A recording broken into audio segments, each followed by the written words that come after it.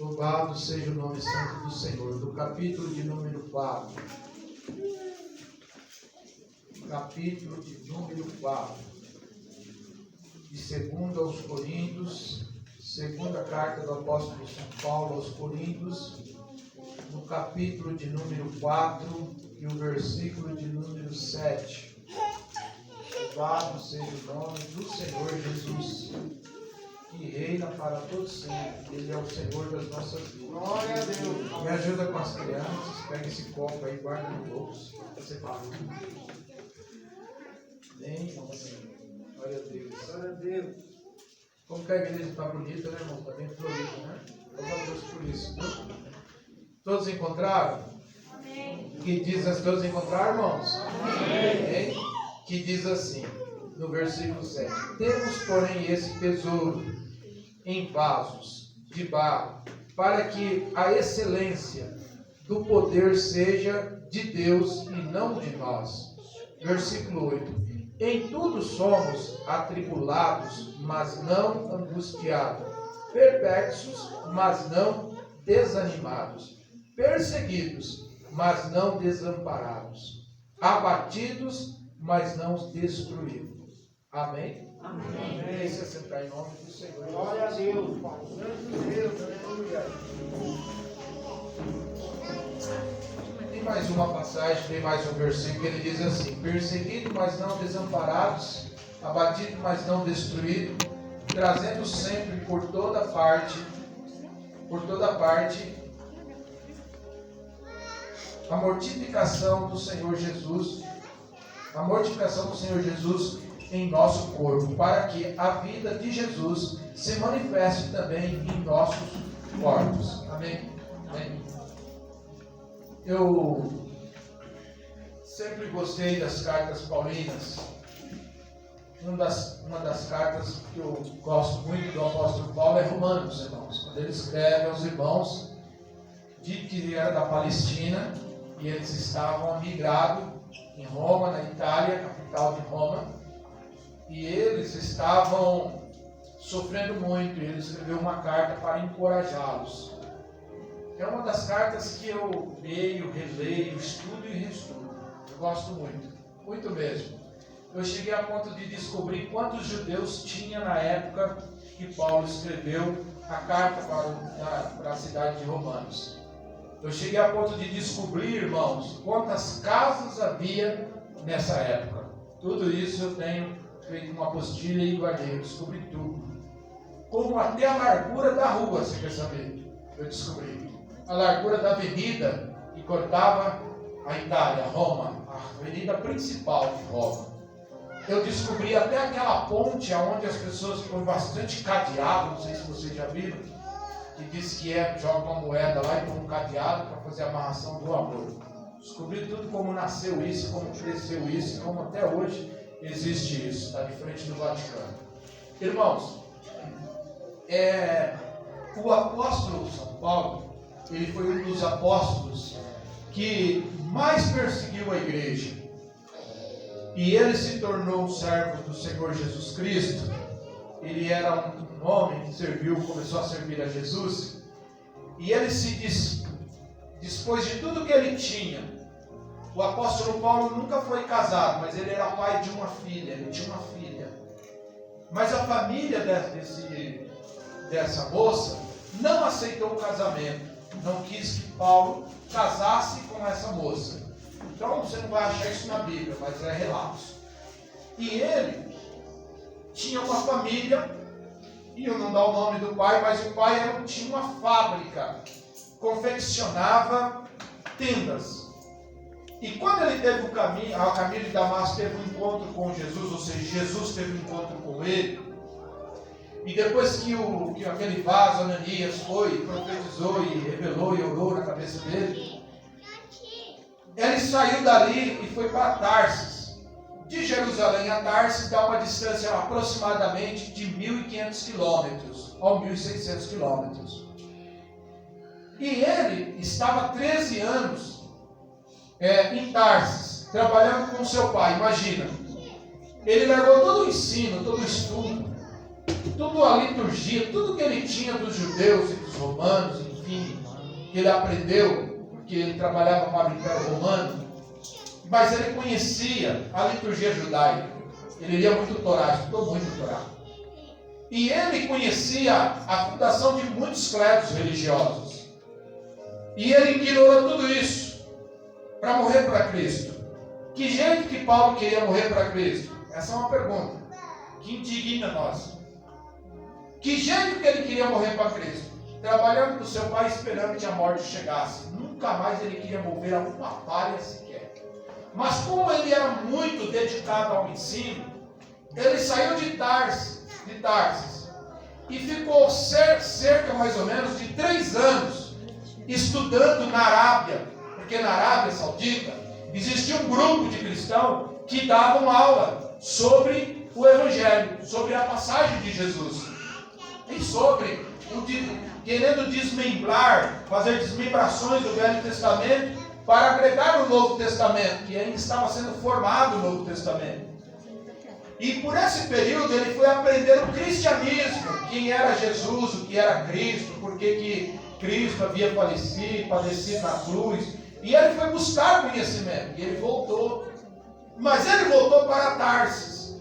Por quê? Na mente de Paulo era o seguinte: eu agora sou de Jesus. Ele teve um encontro comigo, só que eu preciso saber quem é Jesus. Então ele vai buscar conhecimento. Mas não para que ele fosse ensinar pessoas, ele não tinha interesse disso mais. Nem de evangelizar presbítero natalista, nada. Mas a Bíblia diz que todos nós temos que se preparar para um grande dia de uma chamada em nossas vidas. E Paulo está lá trabalhando na construção de tendas. Sabe quanto que Paulo ganhava? Nada. Trabalhava com sua família, só a troco do pão. Mas a Bíblia diz que lá no concílio de Jerusalém está tendo uma reunião. Pedro é o presidente. E existem muitos homens que estão agora na ascensão da igreja, no crescimento da igreja primitiva, querendo fundar igrejas, querendo sair, fazer a obra missionária, pregando a palavra.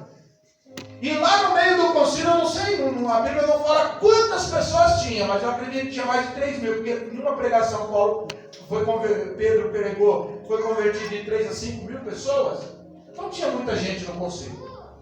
O Espírito Santo desceu dentro do concílio de Jerusalém e tomou a Pedro, e Pedro falou com um homem chamado Barnabé, um homem já de idade, homem bem de idade avançada, mas tinha desejo de fazer a obra. E o Espírito Santo falou para Barnabé: Barnabé, você vai a Tarsis, porque existe um homem cheio do Espírito Santo.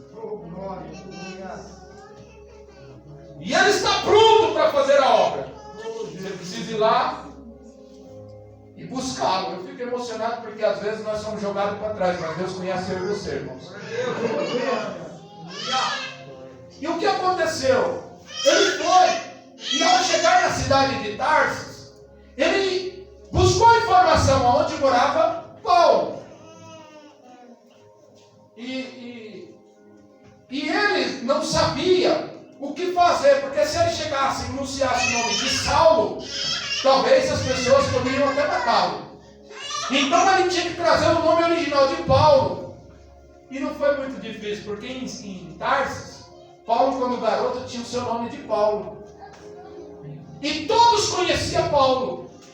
Se ele falasse Saulo, como era do Império Romano, talvez as pessoas até batiam nele. Então ele já foi na essência. E aí Barnabé chamou e falou: olha, eu vim aqui porque é uma ordem, um legado de Deus de te buscar para nós fazermos a obra juntos. Não deu certo isso, mas ele foi lá. E ele falou: nós vamos fazer a obra juntos, porque assim diz o Senhor que tu és um homem cheio do Espírito Santo. E Paulo começou a imaginar: não era mais o meu desejo, mas se Deus está me vocacionando para essa chamada, estou pronto, eu vou. E eles saíram. Mas a gente vai entender que Paulo e Barnabé não se deu muito bem. Brigaram, discutiram, não queria fazer de um jeito ou do outro, né? Não era porque eles se odiavam, mas que era difícil. Mas Paulo, ele pregoava a palavra nos lugares mais difíceis que eu e você imaginamos que nós não conseguimos. Paulo ia lá e pregava. Paulo ia lá e ganhava, não era uma, duas almas. Paulo ganhava a aldeia inteira, o bairro inteiro, a cidade inteira para Jesus. Todos queriam ouvir Paulo falar. Todos. E Paulo era tão ensinado, mas tão ensinado, que Paulo chegou em determinado lugar chamado Bereia, que em Bereia eles tinham tanto conhecimento, só que eles se enganaram com Paulo. Sabe aqueles xeretas? Sabe aquelas pessoas que querem saber mais do que você, ele discorda com tudo que você fala? Não tem base bíblica, não tem conhecimento, nunca estudou nada. Ele só sabe do que ouviu os outros falar. Aí tentaram contra Paulo em Bereia. Paulo estava dando um ensino, irmãos. E alguém levantou a mão e falou: Paulo, onde está escrito isso? Me relata isso. Paulo ia buscar os originais. E ele dizia: pergunta que você falou está esclarecida aqui. E as pessoas ficavam quietas. E começaram a ver que Paulo tinha conhecimento. Não só conhecimento de palavra, de leitura, mas poder de Deus também. Porque não adianta você ter conhecimento. Não adianta nada você buscar tantos estudos e não ter poder de Deus. Não vai servir para nada. É a palavra que eu quero pregar nessa noite. E Paulo chegou a um ponto de escrever uma carta, porque ele foi para Corinto, capital da Grécia, e ele estabeleceu uma igreja. Sabe aonde ele estabeleceu? Na época a Grécia tinha 1.700.000 e umas coisas. 1.700.000 pessoas que viviam na Grécia. E Paulo estabeleceu a igreja dentro de um lugar, de uma cidade, uma pequena cidade, que por enquanto era uma cidade, Corinto era uma cidade muito pequena, era uma capital, mas muito pequena, era até maior do que Roma. Ele estabeleceu a igreja evangélica no meio de uma imoralidade, onde o povo era um povo imoral, era um povo briguento, era um povo cheio de um estranhar o outro, era um povo cheio de preconceito, era um povo cheio de inveja, era um povo tão presunçosos, mas tão presunçosos, que eles achavam que tinha o Deus dentro o rei na barriga, e não eram nada, não tinham Deus, eles não tinham nada de Deus, eles só achavam que tinham. E Paulo, você pode perceber que a primeira carta aos Coríntios, até tem uma denominação, uma seita aí, eles trabalham muito com Coríntios, muito. As deles é só Coríntios. É uma seita, é assim mesmo. E Paulo, nas duas cartas, você percebe que não é uma carta que vai simplesmente dizendo que vocês estão certos, não. É uma carta ensinando. Duas cartas ensinando. Né? A primeira ele fala da ceia. A segunda ele fala sobre os sacrifícios. Que aqui, ele falou sobre vasos. E é aqui que eu quero centralizar essa mensagem. Paulo titulou as pessoas de Corinto uma necessidade de se parecer com vasos. Porque Paulo, lá em Corinto, era como Israel. Eles tinham muitos vasos. Muitos vasos. Tudo que você imaginava, eles armazenavam em vasos. Então, ele titulou o ser humano com vasos. Porque ele estudou o Velho Testamento. E no Velho Testamento, irmãos, lá na passagem de Jeremias, vai falar sobre o vaso na mão do... Quem conhece essa palavra? Quem já ouviu falar? Jeremias 18. Vaso na mão do oleiro. E ele vai começar ele estudou e ele percebeu que a fabricação do vaso não era simplesmente pegar a argila. Não era pegar que na verdade o vaso nem se faz de argila. Quem foi feito de argila fomos nós. O vaso não era só pegar o barro e fazer o vaso. Tinha um processo. E ele estudou o processo, irmão, com todo cuidado. Com todo cuidado. Que o processo de fazer o vaso não é só pegar a terra, o barro, molhar ele e ficou do lado. Está feito. Tinha um processo de pisar. Porque dentro do barro existem pedras. Existem ferpas. Existem fragmentos de pedra, aquelas ferpinhas. Então, quando ele pisava, não era uma vez, duas, era vários dias pisando. E o lugar onde se pisava o vaso chamava caveira. E entrava 2 ou 3 pessoas, não podia ser muitas. e pessoas de extrema confiança, porque se porventura pisasse, achasse uma pedra e tivesse preguiça, danificava o vaso. Então tinha que ser pessoas realmente comprometidas com aquilo, que se achasse alguma coisa ia a fundo e tirava. Então o processo do vaso era pisado. Isso dá uma outra mensagem muito boa para nós, que às vezes nós somos muito pisados, somos muito amassados, assim, somos muito humilhados, somos muito deixados. E ele estudou tudo isso. E ele fez uma comparação, porque o próprio Deus já havia comparado o ser humano como vaso. E ele falou de vasos de honra. E ele falou de vasos de desonra também, não aqui em Coríntios. Em Coríntios ele não falou sobre vasos de honra e desonra. Ele falou para Timóteo falar para o povo na igreja da Ásia. Ele falou em Timóteo, para Timóteo, se eu não me engano, capítulo 2, capítulo 3 e o versículo 20, ele falou algo interessante, que em uma casa, numa grande casa, não somente há vasos de ouro e de prata, mas também de pau e de barro, uns para honra e outros para desonra. De sorte que sei de alguns que se purificando, coisas será postos para a honra, mortificando idôneos para o uso do Senhor, preparado para toda boa obra. Em uma casa há muitos vasos, ele está falando. Está falando de ser humano.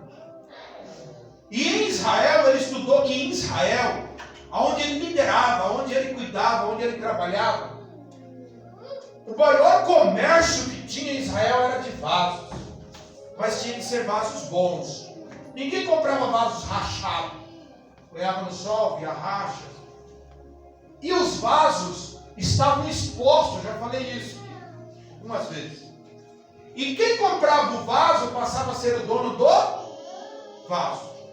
Então ele, estudando, ele imaginou, e ele veio à mente, e o Espírito Santo de Deus concluiu que se Jesus morreu pela humanidade, titulada como vaso, então Jesus e o sangue de Jesus comprou as pessoas, então ele passou a ser o dono do vaso. Então o vaso é de Jesus. Eu tenho uma notícia para você. Você é de Jesus. Glória a Deus. Glória a Deus. Porque lá na cruz do Calvário, você não tinha dono. Antes do sangue carmesim descer, você não tinha dono. Estava à deriva. Por isso que o apóstolo São Pedro, ele diz no Evangelho de Jesus, segundo escreveu São João: e para quem iremos nós? Preguei aqui esses dias também. Porque ele sabia que o único Senhor que havia comprado e era dono era Jesus. Para quem iremos nós? E você observa que Deus olha dos céus e vê nós como vasos. Como é que foi a palavra que eu perguntei para meus filhos? Recipiente, como que é? Recipiente. É isso mesmo? Recipiente, você me falou. Recipiente. Eu sei o que é recipiente. É um lugar onde se armazena alguma coisa. Recipiente de algo. O que está armazenado aqui dentro desse recipiente? Algo em gel. Certo? E dentro tem algo em gel. O casco dele aqui é um plástico que eu não sei qual amigo, eu não sei o que é, não sei como falar, mas eu sei que é um vidro de plástico. Né? Polietileno. Vidro de plástico polietileno. Diz o presbítero Cláudio. Mas aqui dentro tem outra coisa. Está armazenado aqui dentro algo em gel. Amém? Amém? Só que os vasos, para receber algo de Deus, precisa ser vasos de qualidade. E aqui eu começo a mensagem. Porque em uma casa existem muitos vasos. 1, 2, 3, 30, às vezes até 300. Mas Deus, quando Ele quer derramar lá dentro desse casco, desse vaso, algo que é dele, chamado poder, autoridade e unção, Ele escolhe o vaso. é vaso. Tem muitos vasos. E vasos grandes e vasos pequenos. E vasos fininhos e vasos bem grossos. E vasos muito grandes e vasos muito pequenos. Todos são vasos. Mas existem uns que são escolhidos, separados. Oh, Jesus, aleluia. Porque todo tipo de vaso, não importa se pintaram ele de vermelho, de azul, de preto, fizeram uma listra de ouro, todos eles são da espécie de vaso. Todos. Esse aqui não é de barro, mas é de vidro. Mas ele é da família de vaso. Correto? Ele é da espécie de vaso. Então, para Deus derramar alguma coisa sobre o vaso, Ele vai fazer uma escolha. Você pode observar que o rio, ele é muito grande, ele está do meu tamanho. Vem cá, presbítero, para ver aqui. Vem aqui. Você que é um pequenininho, vem aqui. Vem aqui, ó. Sou um pouco mais alto que ele, né? Tem um pouco mais de cabelo também. Você percebe que ele é um ser humano. E eu também sou um ser humano. Nós somos da mesma espécie. Porém, nós temos qualidades diferentes. Talvez a qualidade dele seja melhor do que a minha ou a minha melhor do que a ele. Sentado do seu lado, existe outro ser humano. Da mesma espécie que você. Aleluia. Senhora Raquel, a senhora gosta de fruta? Qual é a fruta que a senhora mais gosta? Goiaba. Ah, você vai comprar goiaba? Eles jogam uma aguinha na goiaba. Você já viu isso? É um caixote assim? Quantas goiabas mais ou menos um caixote daquele? 600 goiabas? Muito bom o número. Quando a senhora vai numa feira comprar uma goiaba, dá licença, irmãos. A senhora fecha os olhos e vai catando qualquer uma, ou a senhora faz uma escolha? A senhora escolhe a mais ruim ou a melhor? A mais feia ou a mais bonita?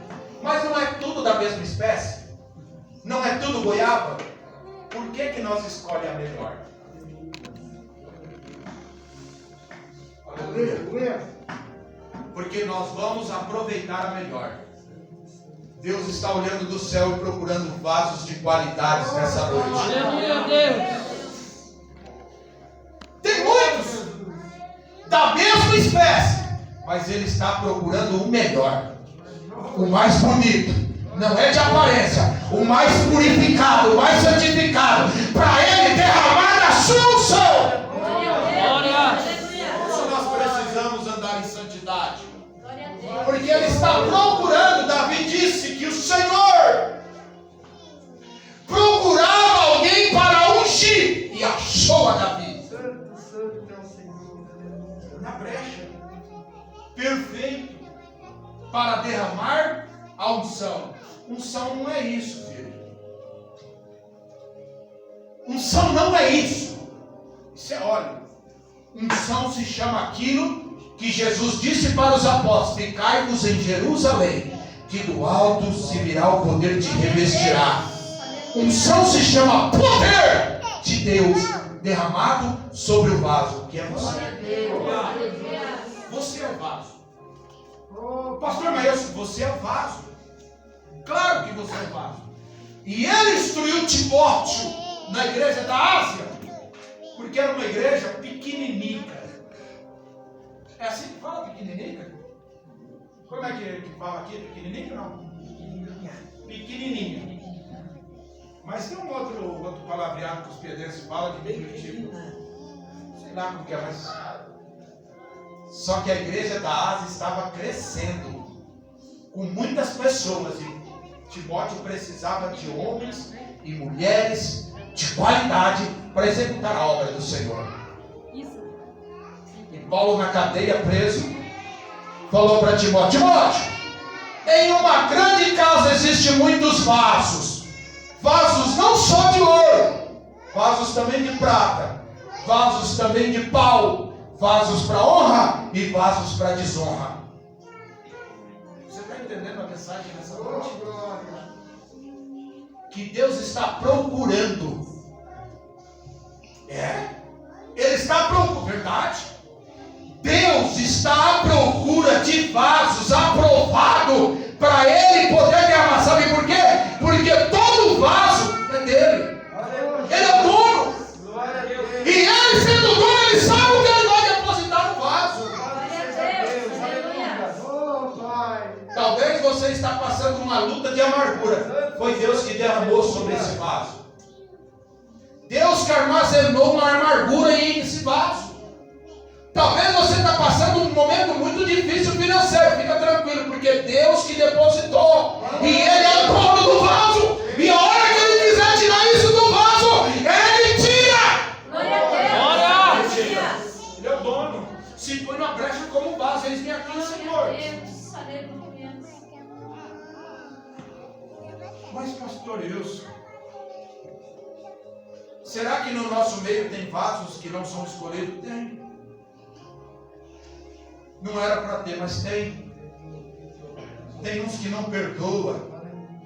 Tem uns que não se dobra. Tem uns que não deixou o tempo da preparação moldar ele. Tem uns que escapa das mãos do oleiro. Mas a Bíblia diz em Isaías e Jeremias que mesmo assim o oleiro está moldando, verdade. Mas quantas vezes você vai se quebrar, diz o Senhor, e pergunta para você. Quantas vezes você vai permitir que esse vaso se quebre para que o oleiro todas as vezes fica tendo o trabalho de refazer? Uma vez já não é o suficiente, diz o Senhor nessa noite. Glória a Deus. Oh, Jesus. Me revela, Senhor. Me revela a tua palavra, Ele está revelando. Glória a Deus. Ó, você quer adotar um cachorrinho. Um cachorrinho. A mãe do cachorrinho deu uma ninhada de 7 cachorrinhos. E aí eu sou o dono do cachorro, que Deus tem esse sinal todo ano. E eu falo para você, irmã Elisângela, escolhe qual que a senhora quer. A senhora vai escolher o mais rabugentinho? Vai escolher o mais lindo? A senhora vai no mais gordinho, né? Vai no mais bonitinho, né? É assim? Mas aqueles não é tudo da mesma espécie, irmão? Não é tudo cachorro? Por que nós vamos escolher? Nós quer escolher. Sabe por quê? Porque nós sempre queremos o melhor. Eu vou dizer uma coisa para você. Deus não quer resto de ninguém. Deus não quer ninguém que fica por aí se rastejando, se fazendo de coitado. Deus quer alguém que está se preparando para uma grande batalha, porque Ele quer vasos para honrar. E é tão bonito, e é tão glorioso, quando nós conversamos com um vaso que se põe na brecha para ser honrado. Olha aqui para mim, filho. Olha aqui para mim. Quando nós somos vasos de desonra, somos pisados, somos amacetados, somos humilhados, somos até rejeitados. Mas quando nós se tornamos vasos de honra, de longe as pessoas reconhecem o nosso caráter. Não precisa nós se expormos em feira. Não precisa nós vendermos o nosso talento. Não precisa nós se colocarmos como somos. Ele sabe quem somos nós. Lá em Tarse tem um vaso de honra e de boa qualidade. Vai lá, Barnabé! Mas aqui em Jerusalém tem muitos. Mas o que eu quero está lá a 1.500 ou a 1.600 quilômetros. Que lugar é que você está? Como é que, de posição que você está nessa noite? Cadê os meninos? Prepara um louvor aqui para nós louvarmos depois. É isso que Ele quer saber. Porque tem muitos vasos, mas tem uns que Ele escolhe. Todos são vasos. E todos são dele. Mesmo o pecador, mesmo tudo ferrado da vida, Ele ainda é o dono. Você pode se colocar de pé? Oh, Jesus. Glória a Deus. Oh, Pai. Obrigado, Vocês Senhor. podem preparar o louvor aí, mas eu queria louvar um corinho aqui. que eu acho que a igreja conhece. Mas eu queria que você examinasse você e pedisse para Deus isso. Quero ser, Senhor amado. Quem precisar de oração, vem para frente. Eu quero ungir você, eu quero orar com você.